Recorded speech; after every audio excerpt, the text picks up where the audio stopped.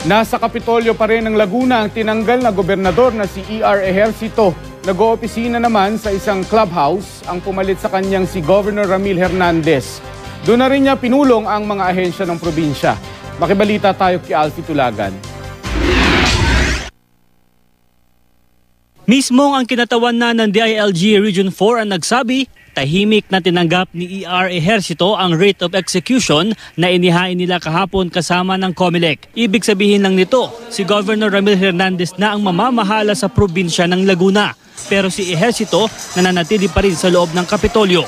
Hihintayin pa raw niya ang desisyon ng Korte Suprema kaugnay ng hiniling niyang PRO laban sa desisyon ng COMELEC na alisin siya sa pwesto dahil sa overspending daw sa election campaign.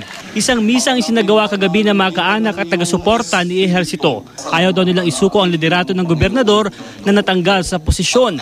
Gayunman, magdamag na tahimik ang paligid ng Kapitolyo.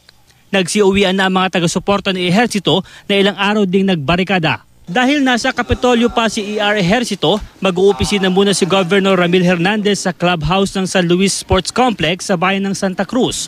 Wala raw siyang balak ipilit ang sarili sa Kapitolyo. Ako po naman, inirespeto ko yung opinion at feelings noong pong mga supporters ng Governor E.R. Kaninang umaga, pinulong ni Hernandez ang mga pinuno ng mga departamento ng provincial government. Nagbigay ng report ang department heads kaugnay ng sitwasyon sa kanilang opisina. Kabilang sa unang direktiba ni Hernandez, ang pagtitiyak ng kaayusan ng mga empleyado, pasilidad at serbisyo sa kabila ng isyu sa liderato ng probinsya. Alfie Tulagan, Nagbabalita, Pilipinas!